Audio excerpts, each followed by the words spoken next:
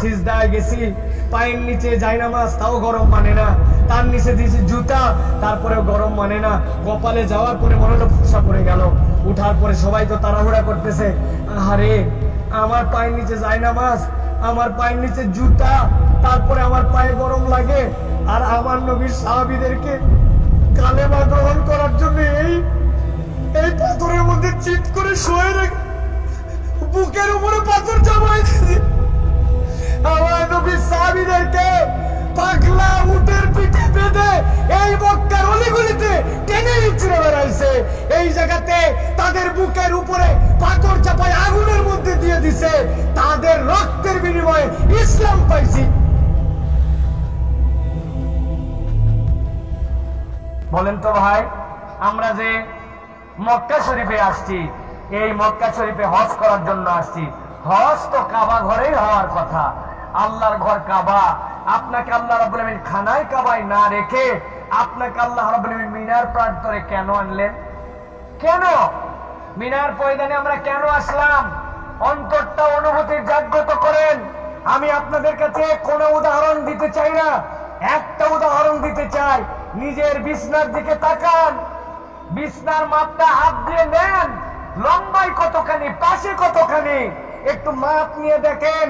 আপনার টাকা পয়সা, আপনার দুনিয়ার দাপট ক্ষমতা, দুনিয়ার বলিষ্ঠতা, পাওয়ার, সবকিছু এই বিছানার মধ্যে দেওয়া আছে। আপনি আমি যাই হই না কেন, যখন কবরস্থ হতে হবে, এর থেকে বেশি জায়গা আমাদের নসিবে থাকবে না। তাকায় দেখেন, কবরে চলে যেতে হবে। জমিদার আপনার নাম, পলিটিশিয়ান আপনার নাম, শিক্ষক আপনার নাম, পিএইচডি আপনার নাম, মিলিয়নিয়ার ব্যবসায়ী আপনার নাম। কথা শোনেন, মন দিয়ে কথাগুলো শোনেন। অনেক মোবাইল টিপতে পারবেন, চালাতে পারবেন, সময় আসবে আপনার। এটা অনুভূতির সফর। আমি আপনাদের কাছে আগের দিন বলেছিলাম, সেদিন রাত্রেবেলা, যে হজ হচ্ছে অনুভূতির সফর। মনে আছে আপনাদের? হজ অনুভূতির সফর। নতুন যারা আসছেন তাদের কাছে আবার বলি, হজে আপনি আসছেন, বই খুলে আপনি তাওয়াফে দাঁড়ায় গেছেন।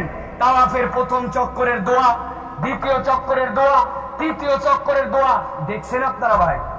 আমি আপনাদের কাছে জিজ্ঞাসা করতে চাই, তাওয়াফে যদি এত চক্করে চক্করে দোয়া থাকে, যেই লোকের চোখটা অন্ধ, যেই লোকটা মুখ দিয়ে কথা বলতে পারে না, যেই লোকটা কানা, যেই লোকটা কালা, কানে শুনে না, ও যখন আল্লাহর ঘর তাওয়াফ করবে, কি বলবে আর কি পড়বে আর কি শুনবে, ওর তাওয়াফ কেমন করে হয়? তার মানে বোঝা যায় তাওয়াফে কোনো দোয়ার নাম নয়, তাওয়াফ একটা ঘোড়া, ওই ঘোড়াটাই ইবাদত। ওর ভিতরে অনুভূতি জাগ্রত করার নাম ইবাদত, ঠিক কি না?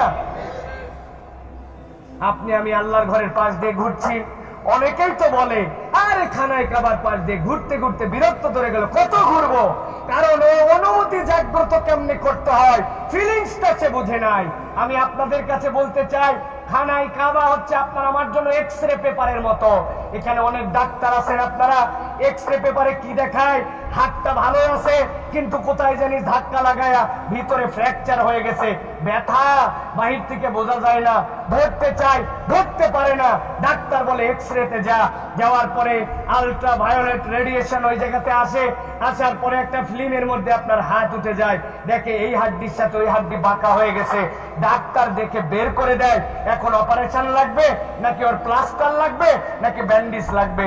খানায় কাবায় যখন কোন বান্দারা হাজির হয়, আল্লাহ রাসূল সাল্লাল্লাহু আলাইহি ওয়াসাল্লাম বলছেন, খানায় কাবায় যখন বান্দারা যায়, তাওয়াফ যখন করে, ওই বান্দা খানায় কাবার দিকে তাকায় থাকে, কোনো ইবাদত এক্সট্রা করতে হবে না, এটা স্বয়ং একটা ইবাদত। দুনিয়ার সব জায়গায় নামাজ চলে, দুনিয়ার সব জায়গায় রোজা চলে, দুনিয়ার সব জায়গায় যাকাত চলে, দুনিয়ার সব জায়গায় ইতিকাফ চলে, কিন্তু খানায় কাবায় একমাত্র যেই জায়গায় তাওয়াফ চলে, দুনিয়ার আর কোথাও এই প্রদক্ষিণ নাই। বান্দা যখন আল্লাহর রহমতের হাবুডুবু সাগরে আল্লাহর ঘরের পাশ দিয়ে তাওয়াফ করে, কাবাটা তখন এক্সরে ফিল্মের মতো হয়ে যায়।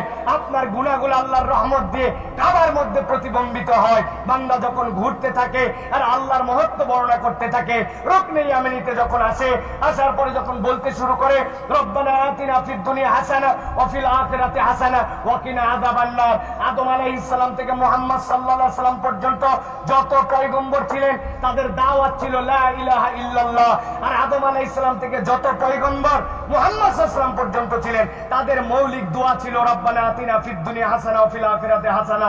বান্দা যখন এই দোয়া করে, বান্দার গুনাহগুলা ওই কাবার দেখতে পাই না, কিন্তু একটা রিফ্লেক্টরের মতো আল্লাহর রহমতে ওই বান্দাগুলা ঘুরে ওই দোয়াগুলা করে, আল্লাহ রাব্বুল আলামিন রহমত দিয়ে তার গুনাহগুলাকে মাফ করতে করতে যখন সেই বান্দা ওই হাজরা আসওয়াদ বরাবর এসে আবার আল্লাহু আকবার বলে, আল্লাহ বান্দার গুনাহগুলা মাফ করে বলেন, বান্দা স্বীকার দিছে আল্লাহু আকবার, তুমি সবচেয়ে ক্ষুদ্র, তোর গুনাহ কত, আমি আল্লাহ তার থেকে রহমত বেশি, আমার বান্দাকে আমি মাফ করে দিলাম। এটা অনুভূতির সফর, এটা মুখস্থ মুখস্থ দোয়া করার সফর নয়। প্রিয় ভাইয়ের, একটা জিনিসকে আপনারা খেয়াল করেছেন, যখন সাফা মারওয়ার উপরে যে দাঁড়ানোর পরে খানায় কাবার দিকে মুখ ফিরাতে হয়। খানায় কাবায় যখন আপনি মুখ ফিরান, মুখ ফিরানোর পরে উপরে দেখবেন লেখা আছে, কোরআন মাজিদের মধ্যে আয়াতে কারিমা আল্লাহ দিয়েছেন, ইন্নাস সাফা ওয়াল মারওয়াতা মিন শাআইরিল্লাহ, নিশ্চয় সাফা নিশ্চয় মারওয়া আল্লাহর নিদর্শন।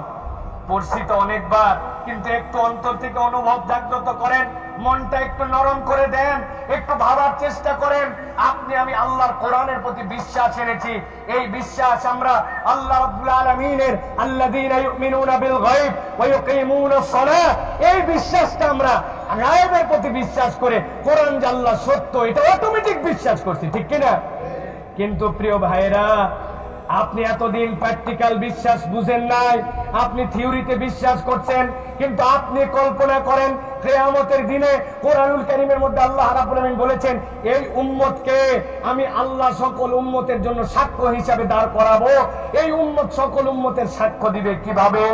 ওই বান্দা যখন এই আয়াত এতদিন পর্যন্ত পড়েছে আর বিশ্বাস করেছে, আর আজকে বান্দা ওই হাজরে আসওয়াদের দিকে তাওয়াফ সাইগুলা শেষ করার পরে, বান্দা তাওয়াফ শেষ করার পর যখন সাই করতে আসছে, আসার পরে বান্দা দাঁড়িয়ে গেছে এবার ওই পাহাড়ের উপরে দাঁড়ায় বলতেছে, আল্লাহ এতদিন পর্যন্ত কোরআন সত্যের তো বিশ্বাস করি, কিন্তু আজকে আল্লাহ আমি সাক্ষ্য হয়ে গেলাম কোরআন সত্যের। কিভাবে? ইন্নাস সাফা, নিশ্চয় সাফা পাহাড় আল্লাহর নিদর্শন। বান্দা এখন সাফার উপরে দাঁড়ায়া কাবার দিকে হাত তুলে আল্লাহু আকবার বলতেছে, বান্দা সাক্ষ্য দিচ্ছে কোরআনে যে সাফার কথা বলছে, আমি আল্লাহ সাফার উপরে করে দাঁড়ায় আছি। আপনি ফিল করছেন এই অনুভূতি? আপনি সাফার উপরে এখন দাঁড়ায় আছেন, আপনি মারওয়াতে যাই দাঁড়ায় আছেন, আল্লাহ মারওয়া পাহাড়ের কথা কোরআনে বলছেন। আল্লাহ কোরআন তো নির্ভুলই, কিন্তু আজকে আমি সাক্ষ্য হলাম প্র্যাকটিক্যাল সাফার উপরে দাঁড়ায় তোমার আয়াতের সাক্ষ্য দিলাম। সুবহানাল্লাহ। এটা হজের সফর, হজের সফর ফিলিংস এর সফর, হজের সফর অন্য কোন সফর নয়, অনেক গুরুত্বপূর্ণ অনুভূতির সফর। হাজার কালারের রং ছিল, হাজার ধরনের বেশভূষা ছিল, মিলিয়ন মিলিয়ন টাকা ছিল, সবগুলো পার করে এই 2 খণ্ড কাপড়ে আল্লাহ রসুল বলছেন, আল আরাফাল হজ, আরাফাই না নিয়ে আল্লাহ নবী বললেন, আগে মিনায় আসো। মিনার মোহাব্বত, মিনায় কোনো আমল নাই। জোহর থেকে পরের দিন ফজর পর্যন্ত 5 ওয়াক্ত সালাত আদায় করা সুন্নাত, এর বাহিরে মিনার কোনো দোয়া নাই, মিনার এক্সট্রা কোনো আমল আপনাকে বলতে পারবো না। কিন্তু মিনার একটা উদ্দেশ্য আছে, মিনার একটা আমল হচ্ছে মোহাব্বত, মিনাকে ভালোবাসা। কিভাবে মিনাকে ভালোবাসবেন? প্রিয় ভাইয়েরা, অনুভূতি আমরা নিজেরাই নিজেদের কাছে জিজ্ঞাসা করলে জানতে পারবো। আপনি শুধু একটু কল্পনা করেন, আজ থেকে 100 বছর 50 বছর পূর্বের পৃথিবীটা, আপনার দাদা বাড়ি, আপনার দাদার দাদা যে ছিলেন তার বাড়িটা কেমন ছিল? তার বাড়িতে কি ইলেকট্রিসিটি ছিল? তার বাড়িতে আধুনিক সুযোগ সুবিধা তো দূরের কথা, কি নির্মম বাস্তবতা তাদের জন্য ছিল। আপনি পিছাইতে পিছাইতে 1450 বছর পূর্বের দুনিয়ায় যখন যাবেন, মুহাম্মদ মুস্তাফা সাল্লাল্লাহু আলাইহি ওয়াসাল্লাম পর্যন্ত, সেখান থেকে আরো 4000 বছর পিছনে চলে যাবেন সাইয়েদনা ইব্রাহিম আলাইহিস সালাম পর্যন্ত। ইব্রাহিম আলাইহিস সালাম 84 বছর পর্যন্ত সন্তান হয় না, আল্লাহ একটা সন্তান দিলেন। আল্লাহ রাব্বুল আলামিন বললেন, যান নিয়ে যে রেখে আসেন খানায় কাবার পাশে। হাজেরা আলাইহিস সালামকে নিয়ে এসে রাখলেন, রাখার পরে মুখ ঘুরায় চলে যাচ্ছেন। হাজেরা আলাইহিস সালাম পিছন থেকে শুধু বললেন, ও আমার প্রাণের স্বামী। না, কোনো কথা নাই। আবার বললেন, প্রাণের স্বামী, কোনো কথা নাই। আপনি কি রাগ করেছেন? কোনো কথা নাই। শেষ পর্যন্ত বললেন, আপনি মুখ না ফিরাইয়া এই দুগ্ধপোষ্য শিশুকে এরকম মরু প্রান্তরে রেখে আপনার ইচ্ছায় যাচ্ছেন নাকি আল্লাহর ইচ্ছায়? ইব্রাহিম আলাইহিস সালাম ঘুরে বললেন আল্লাহর ইচ্ছায় যাচ্ছে। হাজের আলাইহিস সালাম বললেন তাওয়াক্কালতু আলাল্লাহ, যান আপনি, আল্লাহ রাব্বুল আমিন যদি পাঠান আল্লাহ আমাকে দেখবেন। সুবহানাল্লাহ। হাজের আলাইহিস সালামের এই তাওয়াক্কুল আল্লাহর এমন পছন্দ হলো, আল্লাহর বান্দা ওই জায়গাতে ইসমাইল শুয়ে আছে, মা তার মশ ভরায় আনছিল, মা তার যাবতীয় খাদ্য নিয়ে আসছিল। 1 দিন 2 দিন 13 দিন 14 দিনের মাথায় সব শেষ। সন্তানকে নিজের জিহ্বা লাগাই দিছে, স্তন শেষ, পানি নাই, কি খাবে সন্তান? সন্তান হাউ হাউ করে কাঁদে, মার তো মন মানে না। মা চলে গেছে ওই সাফাতে, যাওয়ার পরে মারোয়ার দিকে তাকায় দেখে চিক চিক চিক চিক কি জানি করে, এটা তো মরিচিকা। দৌড় দিছে মারোয়াতে, জানে কেবলই তো সাফাত থেকে আসলাম মারোয়াতে, এই জায়গাতে তো পানি নাই আমি জানি। মার মনটাও যদি থাকে, আবার আসছে মারোয়াতে, আবার গেছে সাফাতে, আবার আসছে মারোয়াতে। শেষবার যখন মারোয়াতে রওনা দিছে, তাকাইছেন খানায় কাবার দিকে, সন্তান তো ওখানে শুয়ে আছে। খানায় কাবার দিকে তাকায় দেখে এতক্ষণ সাফা থেকে মারোয়া পর্যন্ত তাকাইছি, মারোয়া থেকে সাফা পর্যন্ত, এখন তো দেখে আমার আদরের কলিজার টুকরা ওর ওই জায়গায় কি যেন চিকচিক করে। দৌড়ায় আসছে, আসার পরে দেখে ইসমাইল আলাইহিস সালাম পা দিয়ে বাড়ি দিচ্ছেন, ওর পায়ের নিচ থেকে কলবল করে পানি উঠে। মার মনে বিশ্বাস হয় না, কেমন করে এটা সম্ভব? এই জায়গা থেকে আবার পানি কেমনে বাড়াবে? বুখারীর হাদিসের মধ্যে আল্লাহ নবী সাল্লাল্লাহু আলাইহি সাল্লাম বলছেন, হাজের আলাইহিস সালাম তোমাদের মা, উনি দেখলেন পানি যখন বেরোতে শুরু করছে, মস্ত ভরায় ফেললেন, কাপড় চুপড় যেগুলা ছিল ভিজায়া যাতে পানি ধরে রাখতে পারে, নিজে খাইলেন, সন্তানকে খাওয়ালেন, তাও পানি বের হয়। হাজের আলাইহিস সালাম আদর করে চারিদিক দিয়ে মাটিটা আটকায়া ওই পানিরে বলছেন জমজম, থাম থাম, জমজম মানে থাম থাম, পানি রে তুই যদি বয়ে যাস, আমার এইগুলা ফুরাইলে আবার আবার কেমন করে আমি আবার ইসমাইলকে খাওয়াবো?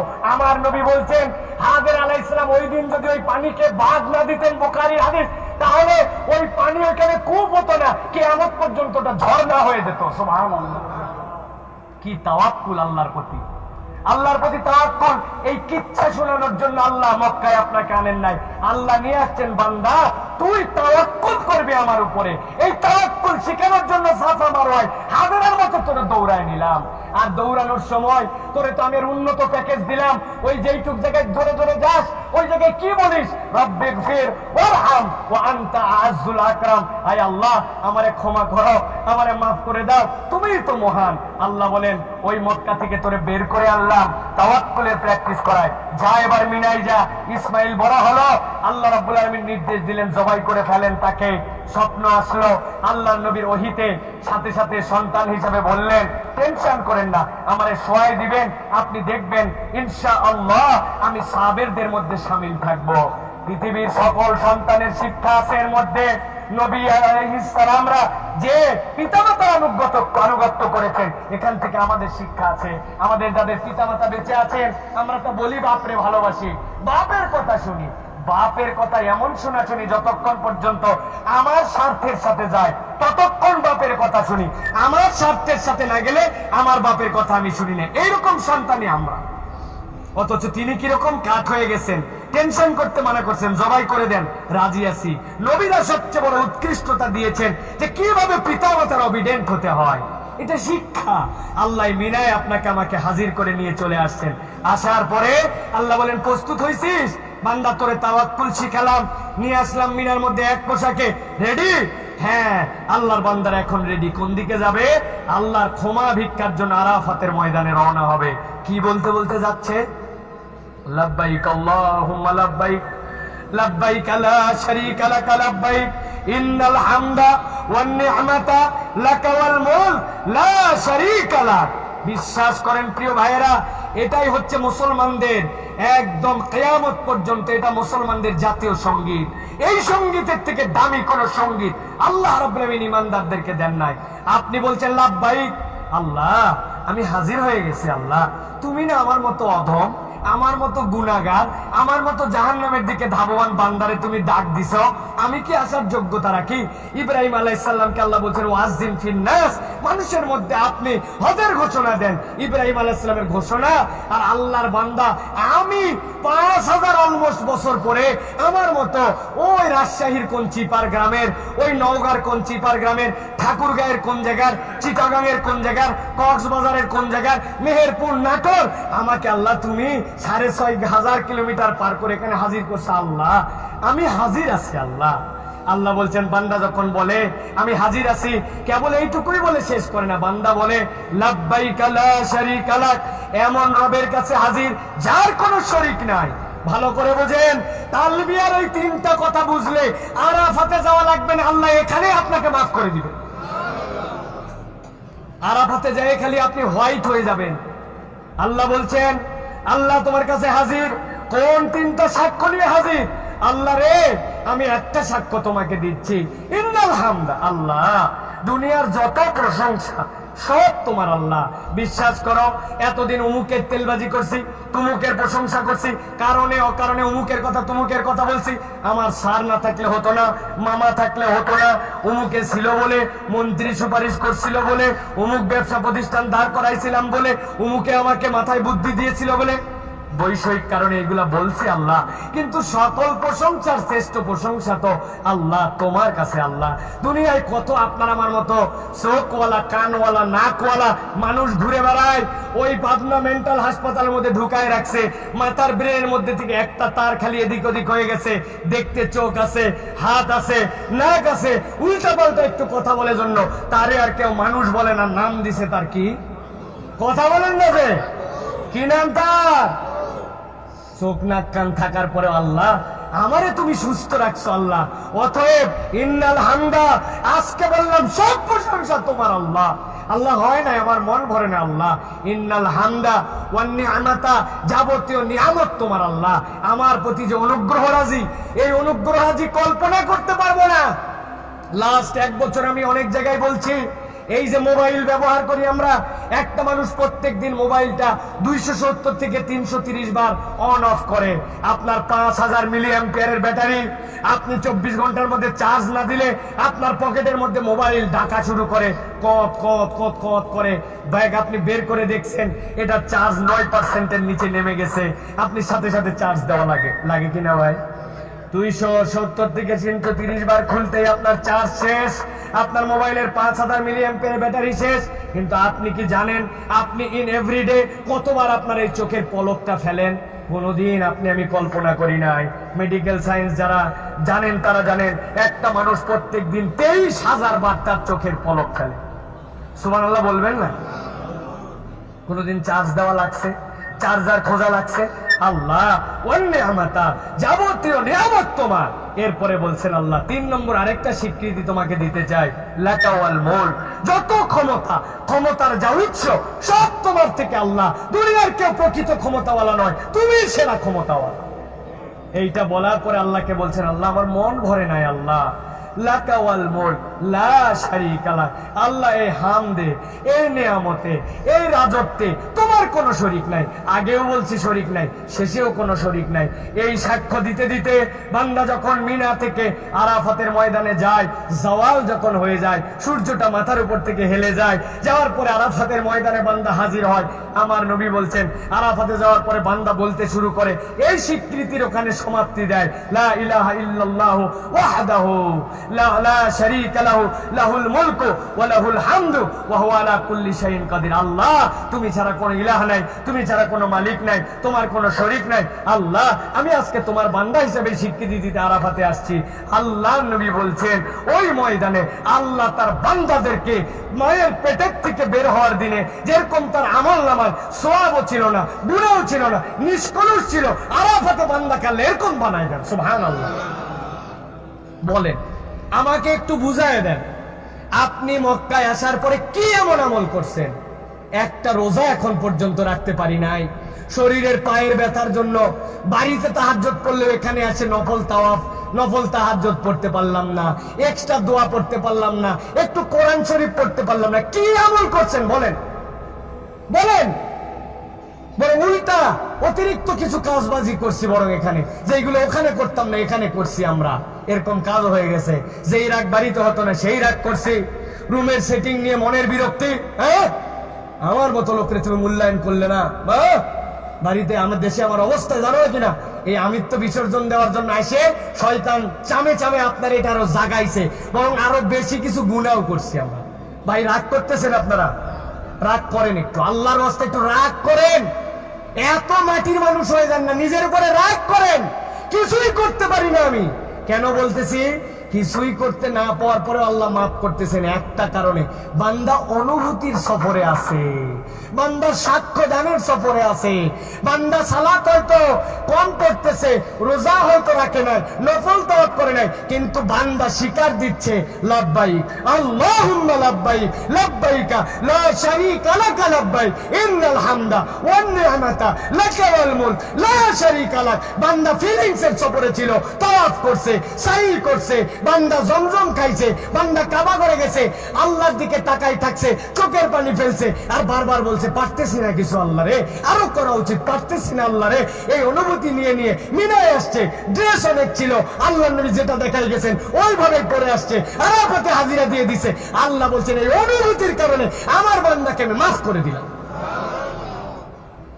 হজ তাওহীদের সফর, মনে রাখবেন, হজ তাওহীদের সফর, তাওহীদ শিক্ষার সফর, এছাড়া আর কিছুই নাই। আমি আপনার কাছে বলি আরেকটা হাদিসের কথা। রাসূলুল্লাহ সাল্লাল্লাহু আলাইহি ওয়াসাল্লাম বলছেন, কেউ যদি হজ করে, তার হজটা যদি মাবরুর হয়ে যায়, আল্লাহ ওই বান্দাকে জান্নাত ছাড়া কিছুই দিবেন না। ভাইরে, আমরা মাবরুর হজ তো করতে চাই, তাই না? রাসূলুল্লাহ সাল্লাল্লাহু আলাইহি ওয়াসাল্লাম এমন আদরের শিক্ষক, দুনিয়ার সব প্রশ্ন গোপন রাখে সবাই, আর আমার নবী ভেঙে ভেঙে ভেঙে ভেঙে জানাই দিয়ে গেছেন, ও আমার আদরের উম্মত, তুই দুর্বল, তোরে বলবো তাহাজ্জুদ অনেক পড়তে হবে, তুই তো পারবি না, তোরে বলবো অনেক রোজা রাখতে হবে, তুই তো পারবি না। ও আমার আদরের উম্মত, তোরে আমি এমন কোনো বোঝা চাপাই দেই নাই, আল্লাহর কাছে কেবল তোর থেকে বোঝা নামানোর জন্য আমি দোয়া করছি। আল্লাহর নবী বলছেন, হজ যে মাবরুর এমন কোনো কঠিন কাজ নয়, ইতামুত তাআম ওয়া তিবুল কালাম, যার হজের সফরের মধ্যে হাসি একটা মুখ থাকবে, মানুষের সাথে সুন্দর করে কথা বলে, কোনো ডাবকি দুবকি ঝাড়ি না, ন্যায্য অধিকার হলেও বলার একটা সৌন্দর্য আছে, মানুষের সাথে ব্যবহারের দাম্ভিকতা দাপট দেখায় না, সামনে এক রূপ পিছনে এক রূপ নয়, আচরণে নম্র বিনয়ী। আল্লাহ নবী বলছেন এটা 1 নম্বর আমল। আর 2 নম্বর ইতামুত তাআম, ওই বান্দাগুলা অপর হাজি ভাইকে খাওয়ায়, খাওয়ানোর মেন্টালিটি নেয়, অপর হাজিকে একরাম করার চেষ্টা করে, তার সাহায্য করার চেষ্টা করে। ভাইরে, ভাতের ইয়েটা খুলতে পারছেন না, খুলে দিলাম একটু, বোতলের মুখটা খুলতে পারছেন না, বোতলের মুখ খুলে দিলাম, ও আপনাকে দিতে দিতে মনে মালটাটা দিতে ভুলে গেছে, আসেন না 2 ভাই ভাগ করে খাই, একটা খেজুর অর্ধেক করে খাই, গ্লাসে একটু পানি ঢেলে দিয়ে খাই। আরে মাছ দিছে আজকে, আপনার লেজ গেছে, আপনি বলে লেজ খেতে পারেন না, আমি লেজও খেতে পারি, ডুমাও খেতে পারি, নেন তো ভাই ডুমাটা নেন, লেজটা উনি নিয়ে নিছে। আল্লাহ নবী বলছেন এই যে মানুষকে খাওয়ানোর মেন্টালিটি, হাদিয়া দেওয়ার মেন্টালিটি, আর সকল বিপদ আপদে কঠিন অবস্থাতেও হাসি মুখ ধরে রাখতে পারে যারা, সুন্দর করে কথা বলতে পারে যারা, আল্লাহ নবী বলছেন এইটাই হচ্ছে হজ্জে মাবরুর। এই 2 আমল যার সফরে, আল্লাহ তাকে মাসুম বেগুনা বানায় দেয়। অনুভূতির সফর ভাই, হজ ফিলিংসের সফর ভাই, প্রত্যেকটা মুহূর্তে আপনাকে অনুভবের মধ্যে থাকতে হবে। আমরা গল্প করছি, কিন্তু গল্পের মধ্যেও আপনার অনুভূতি থাকতে হবে। আপনি অনুভব করেন, রাসূলুল্লাহ সাল্লাল্লাহু আলাইহি ওয়াসাল্লাম যখন মিনার প্রান্তরে আসছিলেন, সাহাবায়ে কেরামকে ভাগ করে দিয়েছিলেন, সাহাবীরা পাহারা দাও, রিবাত করো। কেন? তাদেরকে আক্রমণ করার জন্য নয়, ইসলাম বিজয়ী হওয়ার পরে আসছে এই জায়গায় রাসূলুল্লাহ সাল্লাল্লাহু আলাইহি ওয়াসাল্লামের হজ। কিন্তু নবীজি কেন পাহারা দিতে দিয়েছেন? বাঘ ছিল, এখানে হিংস্র পশু ছিল, নবী করিম সাল্লাল্লাহু আলাইহি ওয়াসাল্লামের পা ফসকা পড়ে গিয়েছিল, রাসূলুল্লাহ সাল্লাল্লাহু আলাইহি ওয়াসাল্লামের সাহাবীরা এরকম কষ্ট করেছিলেন। আমার সোমেল ভাই, আর সেদিন আমি নামাজ পড়ছি, সোমেল ভাইয়ের কথা আমার খুব ভালো লাগছে, আমি সেদিনও বলতে চাই। সিজদায় গেছি, পায়ের নিচে যাই নামাজ, তাও গরম মানে না, তার নিচে দিয়েছি জুতা, তারপরেও গরম মানে না, কপালে যাওয়ার পরে মনে হলো ফোসা পড়ে গেল। উঠার পরে সবাই তো তাড়াহুড়া করতেছে, আর উনি বলতেছে, আরে আমার পায়ের নিচে যাই নামাজ, আমার পায়ের নিচে জুতা, তারপরে আমার পায়ে গরম লাগে, আর আমার নবীর সাহাবীদেরকে কালেমা গ্রহণ করার জন্য এই পাথরের মধ্যে চিৎ করে শুয়ে রেখে বুকের উপরে পাথর জমাই দিয়েছে। আমার নবীর সাহাবীদেরকে পাগলা উটের পিঠে বেঁধে এই মক্কার অলিগলিতে টেনে ইচ্ছড়ে বেড়াইছে। এই জায়গাতে তাদের বুকের উপরে পাথর চাপায় আগুনের মধ্যে দিয়ে দিছে। তাদের রক্তের বিনিময়ে ইসলাম পাইছি। আজকে আমি 2 রাকাত নামাজে পায়ের গোড়ালি গরম হয়ে যাচ্ছে জন্য কষ্ট হয়, এসিটা একটু কম ঠান্ডা মারে জন্য কষ্ট হয়, আমার মাথার উপরে যদি একটুখানি সুন্দর ছাতা না থাকে কষ্ট হয়। আমার নবী, আমার সাহাবীরা কি কষ্ট করছে। এটা ফিলিংসের সফর, হজের সফর, অনুভূতির সফর। এই হজে সে কারো ইমান বলিষ্ঠ হয়ে যাবে, আর কারো কারো হজ আসার কারণে জাহান্নাম অবধারিত হয়ে যেতে পারে। নাউজুবিল্লাহি মিন যালিক। কারণ আল্লাহ রাব্বুল আমিন বলছেন, ও দুনিয়ার মানুষ ভালো করে মনে রাখো, লা ইন শাকারতুম লাযিদান্নাকুম ওয়া লা ইন কাফারতুম ইন আযাবি লাশাদীদ। নবীজি বলে দিয়েছেন, তোমার হক তুমি আদায় করে নাও। কেউ যদি তার বৈধ হক আদায় করতে যে মারা যায়, শহীদ হয়ে যাবে। এই পৃথিবীতে, রানিং পৃথিবীতে 300 কোটির কাছাকাছি মুসলমান। কি আমার দোষ যে আমার বয়স 65 হলে আমি হজে আসতে পারবো না? আমি তো আমার ইচ্ছায় দুনিয়ায় আছি নাই। কিন্তু একটা নিজাম, পৃথিবীর একটা বৈশ্বিক মহামারীর কারণে গভর্নমেন্ট একটা সিদ্ধান্ত নিয়েছে, সামনে শিথিল হয়ে যাবে। কিন্তু কত মানুষ 65-র ফাঁদে পড়ে হজে আসতে পারলো না। আল্লাহ আমাকে হাজির করছে। কি ভাই, কি মনে হয়?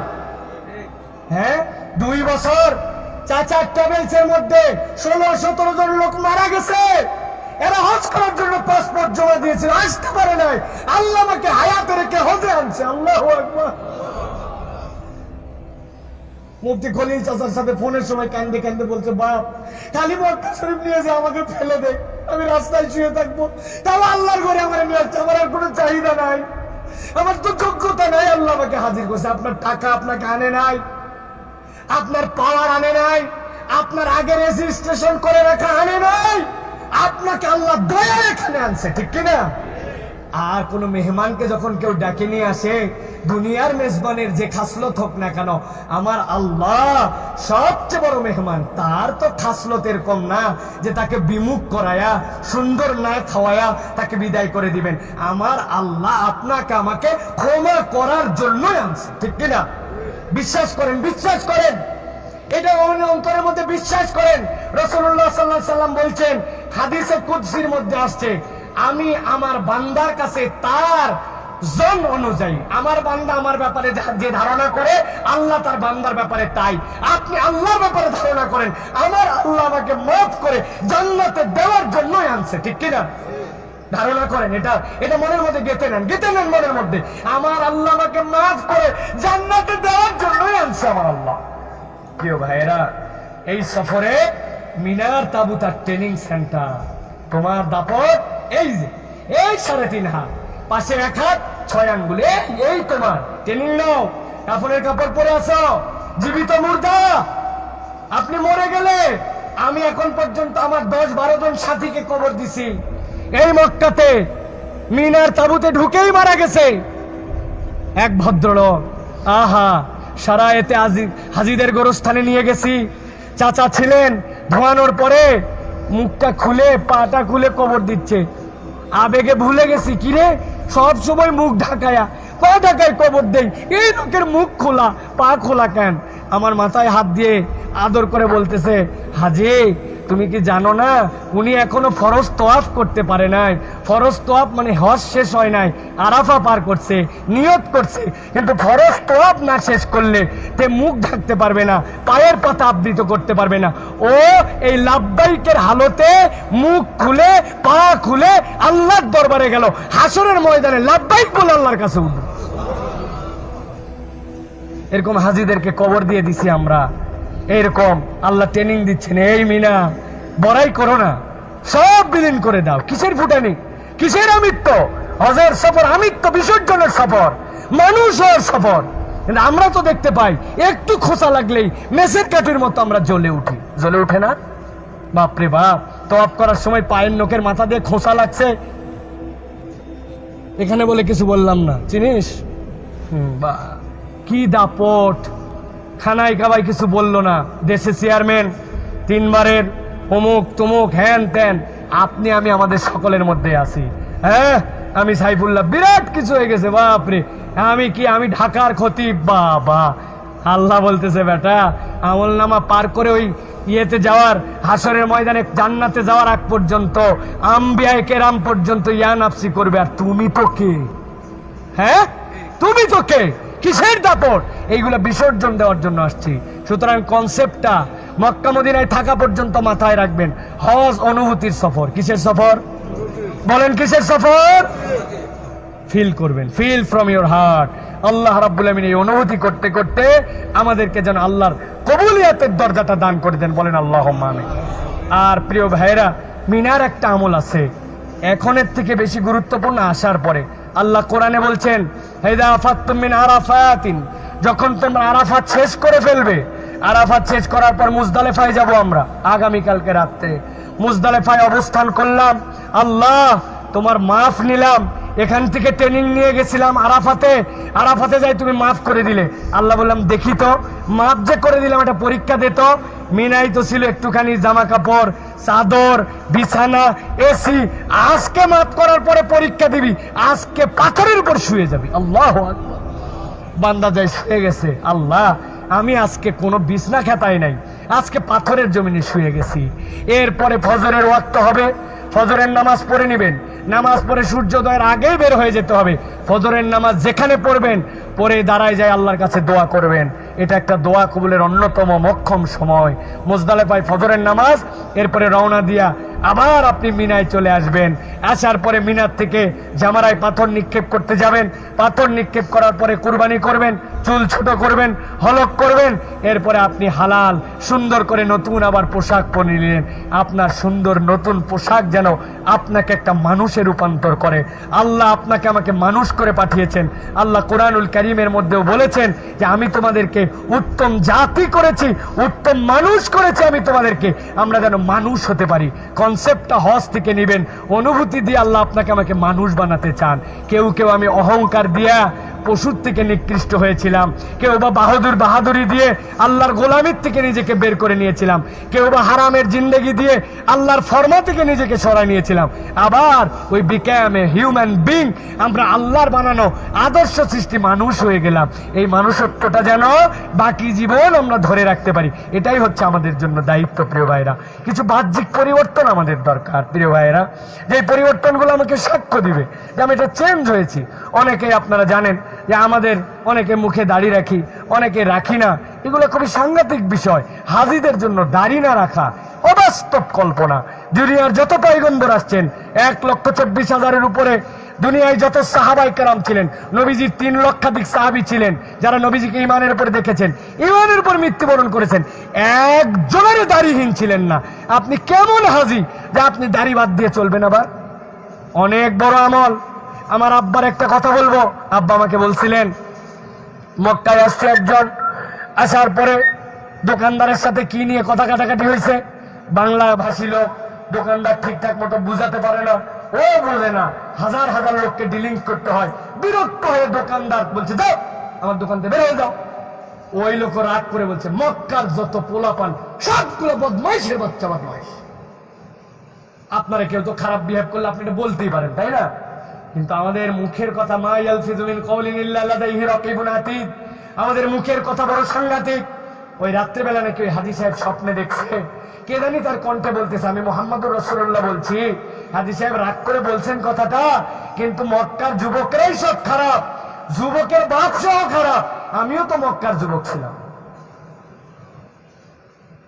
কল্পনা করেন কোথাকার ধাক্কা কোথায় যাবে। আপনার চেহারা দেখে বলবে, এই হাজী, ও বাবা। তার মানে বুঝাতে চাবে মুহাম্মদ মুস্তাফা সাল্লাল্লাহু আলাইহি ওয়াসাল্লাম হজ করছেন, সাহাবায়ে কেরাম হজ করছেন, আম্বিয়া কেরাম হজ করছেন, আর তার মুজাসসাম নমুনার সাথে আপনার বাহ্যিক নমুনারই তো মিল নাই। বলবে এই সব ফুসকা হাজি, হাজিরাই ফুসকা। যদি বলে ফেলে সব শেষ। মা বোনেরা কথা শুনতেছেন, ভালো করে শুনেন। বাড়িতে যাওয়ার পরে যদি বলে মহিলা হাজি এইরকম, বেপর্দা হাজি আবার বেপর্দা থাকে, হাজি আবার গিবত গিল্লা করে, এখনকার হাজিরা এরকম। আসলে হাজিগুলো কেন জানি হজ করে আসার পর বেশি বজ্জাত হয়। মা খাদিজা হাজি, আয়েশা সিদ্দিকা রাদিয়াল্লাহু তাআলা হাজি, নবীজির অসংখ্য মহিলা সাহাবী জান্নাতি হাজি। সুতরাং আচরণ পরিবর্তন করে মানুষই আমাদেরকে রূপান্তর হতে হবে। পারবো তো ইনশাআল্লাহ? যেহেতু আল্লাহ আমাদেরকে মেহমান করে নিয়ে আসছেন মাফ করে দেওয়ার জন্য, অতএব আমাদেরকে পারতেই হবে, না পারার কোনো কারণই নাই। আল্লাহ যেন আমাদেরকে কবুল করেন, বলে আল্লাহুম্মা আমিন। 6টা বিষয় আপনাদেরকে মনোযোগ আকর্ষণ করব। আল্লাহ বলছেন, কেউ যদি হজের সফর করে তাহলে তার মধ্যে ফালা রফাসা ওয়ালা ফুসুক। আমি রফাসের 3টার কথা বলবো, ফুসুকের 3টার কথা বলবো। একটা মুখ সংশ্লিষ্ট আর একটা আত্মা সংশ্লিষ্ট। রফাস আমাদের মুখ সংক্রান্ত 3টা গুনাহ থেকে বাঁচতে হবে, ওয়াদা করতে হবে মিনার ময়দান থেকে। মুখ দিয়ে মানুষ সবচেয়ে বড় অপরাধ করে মিথ্যা বলে। কি বলে? আমি মিথ্যা বলবো না। 2 নম্বরে মুখ দিয়ে মানুষ দ্বিতীয় গুনাহ করে, গীবত করে। গীবত শেখায়েত। পাশেই বসে আছে মিনাতে, লোকটা কেবল বাথরুমে গেছে, খাবার সময় ভাব দেখছিস, এত খুস্টার খুস্টা।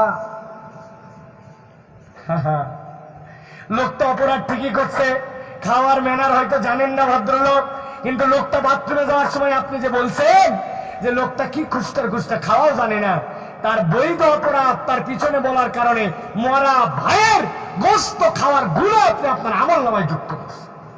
এই অপরাধ আমাদের হয় কিনা? মুখের গীবত করব না। 3 নম্বরে গালিগালাজ করব না। বাঙালি আমরা মুখ গালিবাজ মুখ। নিজের সন্তানরা পর্যন্ত আমরা গালি দেই। হালার পোলার লেগে হুজুর দোয়া করবেন, কথা হনবার চাই না। আমি বললাম, এটা তো আপনার বেটাই নাই, এটা হালার পোলার জন্য দোয়া করার কি আছে?